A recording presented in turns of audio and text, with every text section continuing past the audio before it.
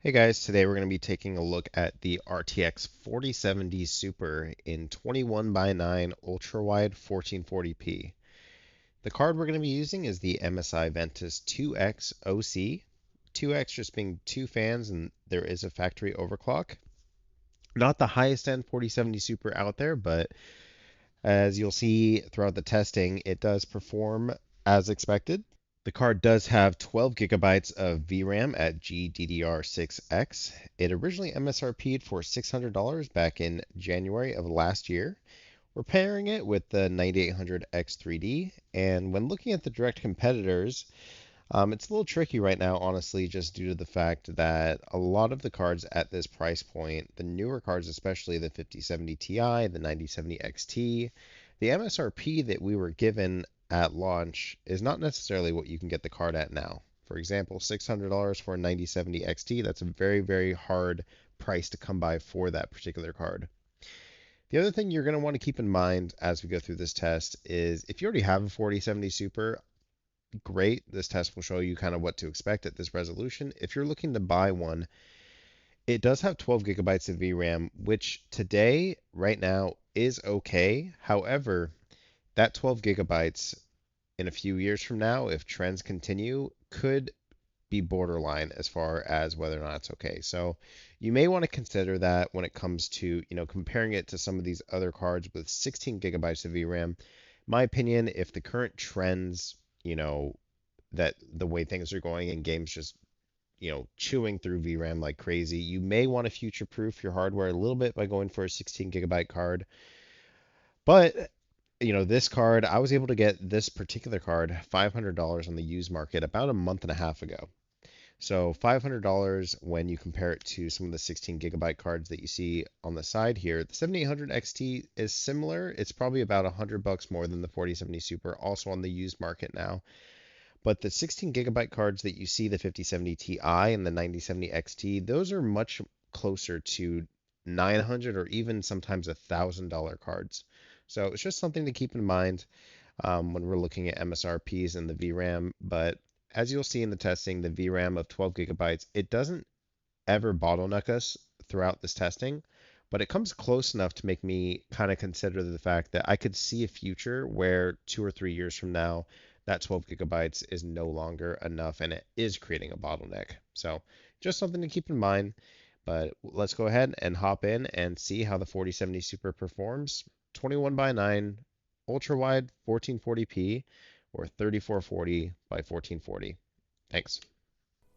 All right, starting off here with Marvel Rivals, and we're going to be playing on my recommended settings that I pretty much always play on, which is quality, DLSS, low graphic settings. I always set this to low regardless of the hardware I'm playing on. And the only things I turn up are the model and texture details to ultra. So we'll see how this performs here. All right, so coming in here, you can see, we'll go ahead and start counting here, getting a real solid FPS. Game feels great.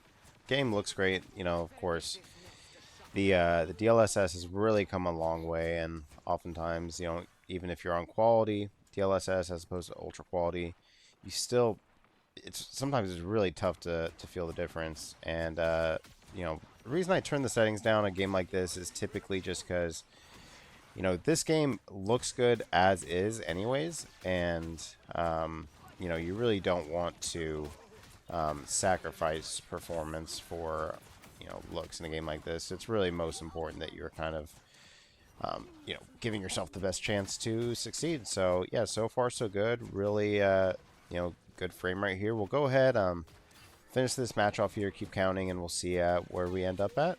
Also 1% lows, 117, totally fine. That frame time graph, there's little hitches here and there. They're not really, like, you can't really feel them too much. Feels great, looks great, and yeah, let's see what we get towards the end here. All right, so match came to a close. We'll go ahead and stop counting. You can see 164 average, 1% lows of 100 FPS. We had one pretty like sizable stutter there. It's not really actually common for this game, and it shouldn't be happening. So I don't know if that was just because every time I put a new GPU in this test system, I do a driver uninstall. So it could be like shaders loading. I'm not sure. Wouldn't really blame that on the graphics card necessarily. But yeah, totally playable experience. Looks good. The input latency felt great. So yeah, definitely card like this, no problem whatsoever for Marvel Rivals. All right, next game up here is Assassin's Creed Shadows, newer title and actually a pretty intensive title, considering previous games. So we're playing here. We're using DLSS quality. We are using frame generation because this game seems to really like frame generation. We're playing at max settings here. Okay, so let's jump in here and see kind of what we're getting. These are actually the same exact settings that I've been playing at on my 4090. As you can see here, input latency feels good. Not really, too much to complain about there. Of course, we have our ray tracing, which in a game like this is not super intensive. It actually doesn't really tank frame rate and doesn't really have a huge, doesn't really have a huge change in the quality of the game. We're changing to daytime here. You see we're averaging 78 FPS as we're running around. Certainly playable.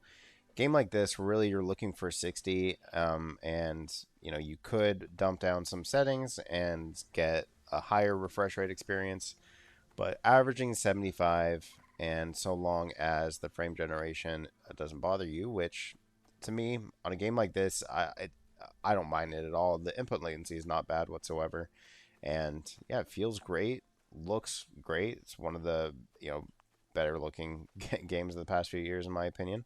Definitely looks really great, and yeah, totally playable experience. Newer title just came out like 2 weeks ago or something like that, and yeah, 4070 Super absolutely nailing it here, and wouldn't mind playing on these settings whatsoever. All right, we're here now in Cyberpunk 2077. Playing on the ray tracing medium preset. This does use the new transformer model, which is available on 4000 series GPUs, which is very nice.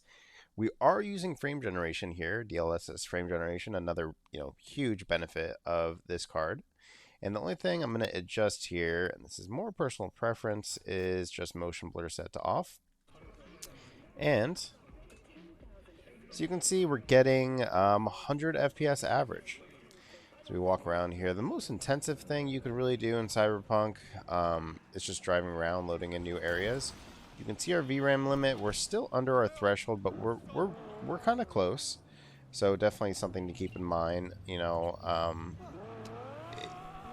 It's like I say, using, if say we're playing at native or higher setting here, we could probably do that, but we would be begin to be throttled by that VRAM. So here, even with the frame generation, the game feels great, and the DLSS frame generation. Say what you will about NVIDIA, but it's pretty much unmatched.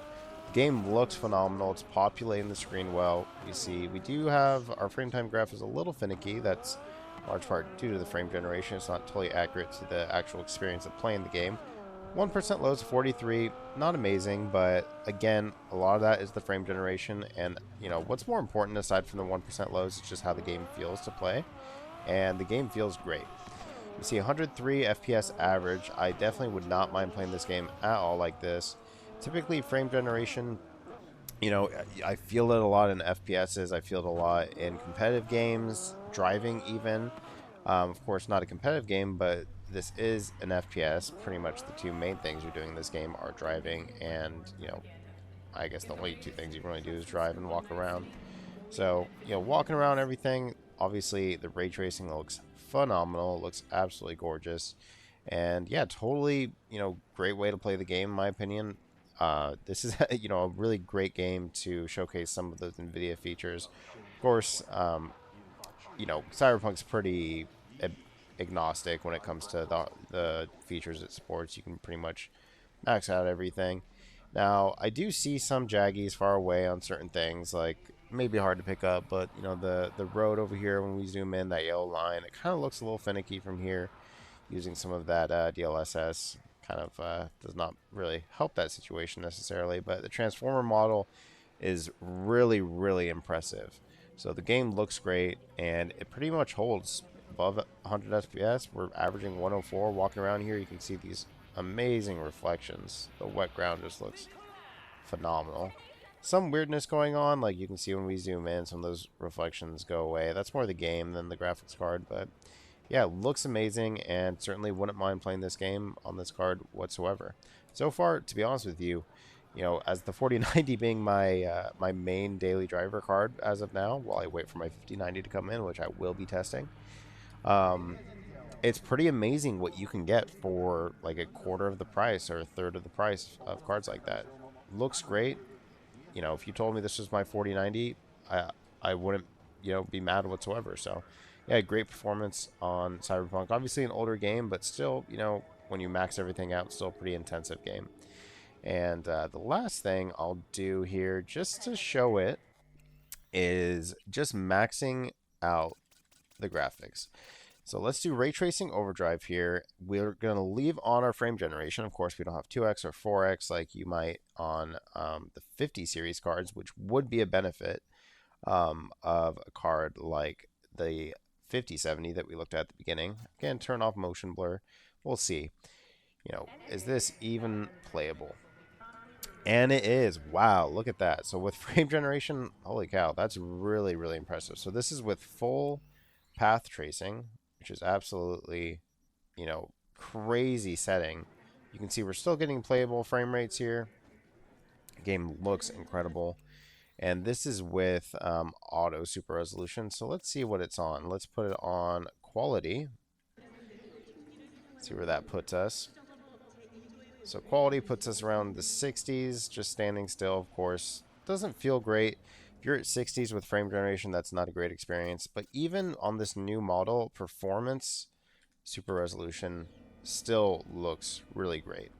You can see with performance we're getting in the 90s here. So, yeah, I mean, Cyberpunk is a great looking game. Definitely likes NVIDIA cards. There's no doubt about that. But if you have a 4070 Super and you want to play this game at 21 by 9 1440p, absolutely can. Looks amazing. Super impressed here. All right, next up here, Counter-Strike 2 or CS2. This should be a softball. We're playing on the high preset here, disabled FSR, and again, not really super concerned with this game, but we'll see kind of what we can get here. All right, so jumping in here, we'll start counting our FPS right away. And of course, as to the surprise of absolutely nobody, we're getting very, very high FPS here, 270 average. 1% lows are solid at 170. That's totally playable. Nothing really to complain about there. I do suck at this game. I'm terrible at it, so just keep that in mind. I'm playing this for the viewers. Definitely not for myself here. But yeah, not that it's super surprising. A 4070 Super is completely overkill for a game like CS2. We are getting full utilization here on these settings. We're up in the very high 200s, 280 average. Feels very, very fluid. Feels great. Of course, this is native resolution, so not really much we can do here. We can turn some settings up higher. I know people who are really serious about Counter-Strike, they would way rather play at worse settings than high settings, just to similar to that Marvel Rivals kind of theory there. So yeah, Counter-Strike 2 absolutely completely playable. Feels good, feels great. This is a game that you are wanting to play on 4070 Super at this resolution. You shouldn't have been worried, and if you were worried for whatever strange reason, this should put definitely any worries to rest. The game plays great, looks great. All right, next game here, Monster Hunter Wilds, which should definitely be our toughest test so far. We're going to be playing on the high preset, and the only thing I'm going to change is I am going to change our upscaling over to quality, just to get a little bit better. You can see the performance hit is not that severe. And yeah, I mean, this is certainly not a well-optimized title, but the hardware is there for the card. I mean, it's certainly a playable experience running around. I do think, I'm not sure if this is because of where I'm at in the story that this lightning storm is taking place, or if this is just like a weather effect. But as you can see, running around feels smooth. The picture quality is actually really good. I will know, I talked about it in my my B580 video, but the edges of the screen, the fact that they don't reach all the way to the edge, that's actually not a it's not like a capture bug or anything. That's just the game. Like, it doesn't really fully support. You can see too, there is some weirdness at the edges. There's some like blackness that goes on at the edges because of the frame generation. I think that's mostly due to the fact that it's not overscanned at all, that it's really right up to the edge. We can see where it's cutting off. I think typically when a game is actually running at proper windowed borderless or full screen exclusive, those issues won't be there. But yeah, it looks totally good. We can get into a engagement here just to kind of show that it shouldn't dip too much. We can take a note of just the fact that we are getting 77 FPS average. Certainly a good experience, as you can see there. Yeah, I mean, totally playable frame rate here. You know, some people may want like a high refresh rate experience on a game like this. I actually don't really think it's necessary. Our frame time graph is pretty flat. It's not completely flat. You do see some bumps there, but as far as just playing the game, it's actually not really like much to complain about. It feels smooth. The graphics look good. We're on the high textures, so we're not on very high, but even high is pretty demanding when it comes to VRAM and just the performance of the game. I'd say that is probably the most impactful setting, is just where you have your texture set at. And also probably the setting that, you know, influences the look of the game the most. I think most of what I've seen online of people complaining about the look of the game, typically it's because they have a lower texture setting. And I'm actually not sure what the consoles use. I imagine it's not the highest HD texture, which even I don't really use that because it doesn't really seem to work very well. But yeah, totally playable experience. You know, it's important when you have a card like this, if you're playing at a resolution like this, it's important that you can play new games. And, you know, new games do not always come out well optimized. So it's good to know that, you know, if you did want to play this game at release, I imagine that the game will have improvements, you know, over time. But if you did want to play the game at release, just that it's a playable experience, you know, even if you have to make some concessions. And there's even, you know, more concessions that we could have made here. We could have bumped down our DLSS to performance. We could have also reduced our textures. So we're not really making as many concessions as you might like think you would have to make on a game like this. It's actually running very well, above 60. Even our 1% lows at 52. Not terrible whatsoever. It's actually running way better than I thought it would, which is kind of just been the theme of this card ever since, you know, ever since I got the card. It's really just really impressed me. And interesting too, because I know this card did not really review super well originally when it was released, so it's actually pretty surprising to me just how well it performs in these modern titles, especially for the fact that you can get it at $500. Totally great experience. And yeah, even in a really demanding title like this, really nice. Alright, next up here we're going to be trying a competitive title, Black Ops 6. Now, as far as settings go, I'm feeling optimistic. We're going to start off here Ultra, using DLSS at quality, no frame generation, leaving everything else as is, and obviously frame generation. We don't really want to introduce any input latency if possible. And we'll start here, let our shaders load here, and see how we're looking. Alright, so loading in here, I'm not sure why the image is so overblown on the recording. Sorry about that. We'll go ahead and start counting here. So at the settings here we have, you can see, really our goal here is just to get above 120, and we are definitely doing that and then some. So, you know, not that Call of Duty is a super hard game to run. You can see our VRAM utilization, or hopefully you can see, I don't know what is going on with the image here. I did check, HDR is turned off. I have no idea why our image is so blown out. But, you know, certainly a competitive experience. The input latency feels great. You know, nothing to really complain about. And, yeah, not that this is like, should be super surprising. Call of Duty, despite all of its flaws, always, you know, seems to be pretty well optimized. they want to appeal to the masses, so they don't want to, make people on lower end hardware ineligible to play the game. And I certainly prefer that. I love when games, are well optimized and playable on a lot of different forms of hardware. So, yeah, Call of Duty, if you are concerned about playing with a 4070 Super at 21:9, 1440p, don't be, because it's a really, really solid experience.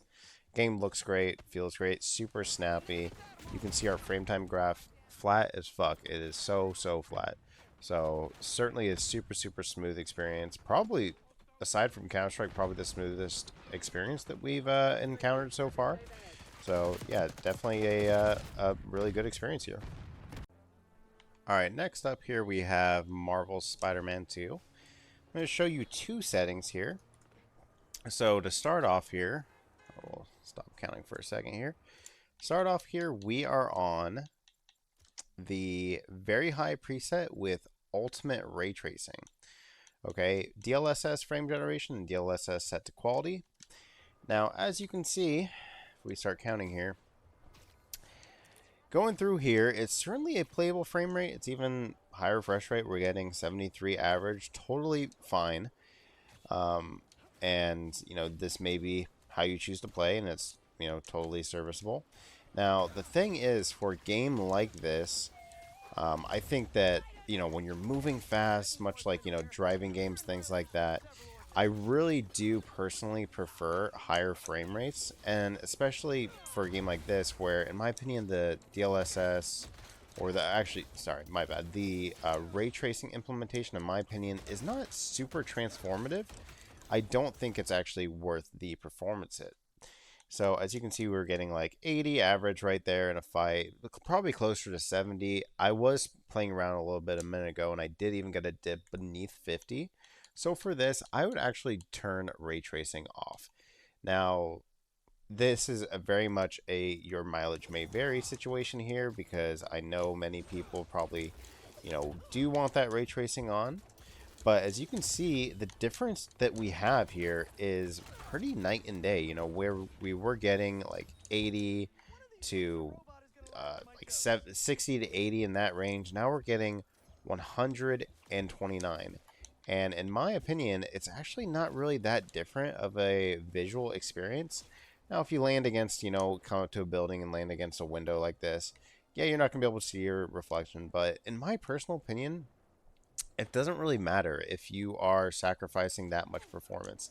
Now, a game like Cyberpunk, where the visuals are, really transformed by the ray tracing, and my opinion, Cyberpunk looks like a different game without ray tracing, and doesn't necessarily look like a ugly game, but it just looks far more flat. It may be worth the performance hit, but for a game like this, where it's not as transformative, one, and then B, and probably more important, where their movement is so fast, and what you're doing is, you're really flying around the city, making all these quick movements. I think it is really worth it to sacrifice the ray tracing to get, 125 FPS average as opposed to that, 80 FPS average. That 40 FPS lift is noticeable if you have a screen that can support it, which most people are probably playing above 60 hertz nowadays, especially at ultra-wide. Most ultra-wide monitors are at least 144 hertz, or, like the one I'm playing on here is 175. That's probably the most common refresh rate for these monitors. So these would be my recommended settings. Utilize that frame generation. It feels good in this game. Not a bad experience whatsoever. Utilize your card's strengths, and when it comes to the 4070 Super, the DLSS works amazingly well, still looks really sharp, and the DLSS frame generation is super, super impressive. So yeah, I definitely I love testing this game, because I just think that when it comes to ultra wide, this is one of the best showcases for ultra wide. This game, couldn't even really imagine playing it in 16:9. I think it just really shines at this aspect ratio. All right, next up here we have Red Dead Redemption 2, which is an older game, but is a game that certainly looks really great in 21:9. We are playing with the quality preset slid all the way up, and we're playing on DLSS quality. Okay, I'm actually going to bump up my sharpening to about half here. And you can see, when we go ahead and start looking at our frames here, you know, not a game that you need a super high FPS in, but certainly a game that feels nice at a fluid frame rate. I'd say anywhere above 60 feels amazing in this game. There's not a ton of fast action. There are shooting elements, but in general, really what you're looking for is above 60. Now you can, of course, bump down some settings, as well as use a more aggressive upscaler to get back some of that FPS. But in my opinion, this is perfect for what I would want to go for. You know, the DLSS quality pretty much looks as good as native, if not even just a little bit better with that sharpening scaled up. So, you know, game looks beautiful. Certainly a game that, you know, has held the test of time. It's an older game, newer on PC, of course, but in general, a bit older, and certainly has held up. As you can see, we're getting above 100 FPS average here. If we, let's see if we can get into some combat here. So if we come down here, and let's just see if, you know, when we start doing a little bit of action type stuff, if this actually changes at all. You see, coming towards the fire, we're getting a bit lower. Running around, shooting, beautiful lighting effects. Still averaging 100. But yeah, I mean, just such a beautiful looking game. And the FPS feels great here. Colors look good. Everything looks really, really great. Totally would recommend this experience on the 4070 Super. Alright, the final game we're going to take a look at here is GTA 5 Enhanced, which is a older title but recent update. So newer title, still a very popular game. Going into the graphics settings, you can see we have our graphics preset set to maximum ray tracing. So these are the best settings that you could choose. Of course, older game. I am going to actually turn on DLSS, and I'm going to put it on balanced here. Okay, because I found on this game the balanced preset actually still looks really great. Alright, we'll go ahead and we'll take a look at our FPS before counting. You can see those ray trace reflections off the car. You see Franklin in the reflection of the car, other cars, things like that. So, I'll mind this guy's way. Okay, there you go. So, let's hop in and we'll go ahead and we'll start counting. So, obviously, a game like this, you know, depends what you're doing in it. Are you, you know, playing online? Do you want to prioritize frame rate, or are you playing it for the single player, the story, the visuals? Then at that point you may want to prioritize the visuals like I've done here. So card like this, again, this is not the most expensive card on the market, and it can still max out this game and run at a high refresh rate at 21:9 1440p. Really impressive performance. Now, for what the game is, as far as just the fact that it is, you know, I think like almost a 10-year-old game now, like super old game, with just some ray tracing added. The ray tracing will be more noticeable on wet surfaces at night. However, there is ray tracing, of course, on every car, every glass surface of every car, all the buildings, things like that. So it should still impact our performance slightly. You can see, might be tough to tell, but you can kind of see our white car pull up in the reflection of that car there. So, you know, ray tracing game like this, it's cool, and it's definitely cool to see that implementation on such an old and popular game, but it's not transformative. So if you do choose to turn ray tracing off, you likely won't even notice. Of course, this game has been optimized, you know, every which way, so shouldn't be surprising. We're getting good FPS here. 1% lows all the way up at 91, so super stable, you know, super stable frame rate here, super smooth performance. VRAM is, you know, just over half utilized, about 7.5 gigabytes there, so certainly no VRAM worries at all.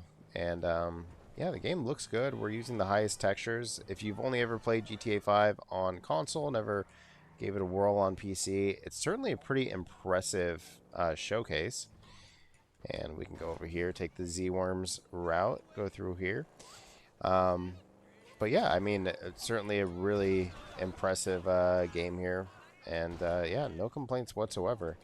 While the game is certainly not, you know, the most demanding of our hardware, it is nice to see, we can jump in here, just set everything to max, and without really much fiddling around at all, you can really have a pretty great experience. So one thing I guess we can take a look at here, these grass areas up here, these will be kind of what impacts your frame rate more than anything else. So as we come up here, you'll start to see that 100 plus frame rate go down into the 90s as we continue here. And surrounded by grass, we may even touch the 80s here, but game looks sharp, feels good. Even in these areas, while the frame rate did go down, it didn't go down in an aggressive enough manner to where it really caused any real change to your game. And if I didn't have a frame rate counter on, there's a high likelihood I won't even know that we're in the 80s right here. And of course, as soon as we get back into, on the streets and the more normal area that you'd be in, right back into the 100s. And it's a smooth transition from the low to high frame rates, which is also pretty key. So all in all, GTA 5 Enhanced, it's an older title just with some improvements, and yeah, the card handles it, absolutely perfectly. Also really nice that the Enhanced Edition did introduce those DLSS settings, so it's also super nice to have just on some lower end hardware. 47 Super, I wouldn't even consider it lower end at all, but it's nice definitely for the 4060s and soon to be 5060s out there trying to play this game. All right, so to wrap things up, 4070 Super, 21:9 ultra wide, my opinion, absolutely playable and actually a really great experience. There wasn't really much we had to do aside from maybe Monster Hunter when it comes to playing with settings to get a good frame rate. Monster Hunter is just a terribly optimized game. Sure, it'll get better over time, but 4070 Super, this $500 price point, if you can get the card for 500, which you can do now with some finagling, if you find a deal, you can do that now, and it'll only be easier to reach that price point. It's certainly a great value. In my opinion, if you can build a PC for $1,000 that is not a low-end PC, that's a mid-range PC, the market's in decent shape. While the new graphics cards and the pricing is an absolute nightmare, if you're looking at older cards and even a year old, and if you're okay kind of tracking down some used deals, these cards are only a year old, so PC gamers tend to kind of keep good care of their stuff, and you can find one like I found one in good condition, and certainly have a good time with it.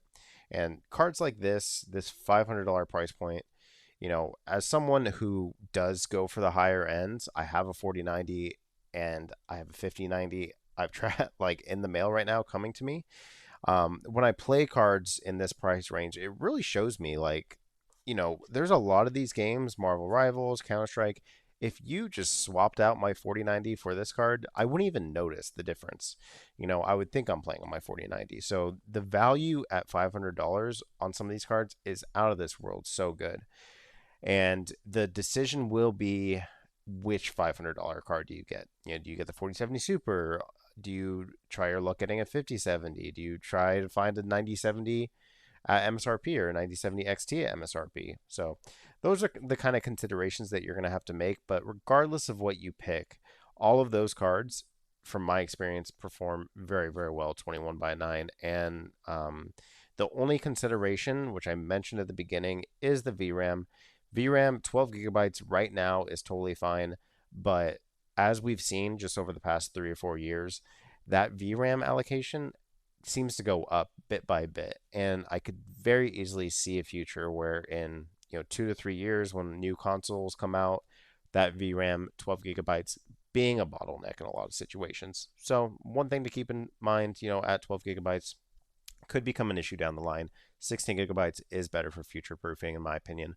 But if you're looking at this card, or if you already have this card, you have an amazing card and it can handle 21:9, no problem whatsoever.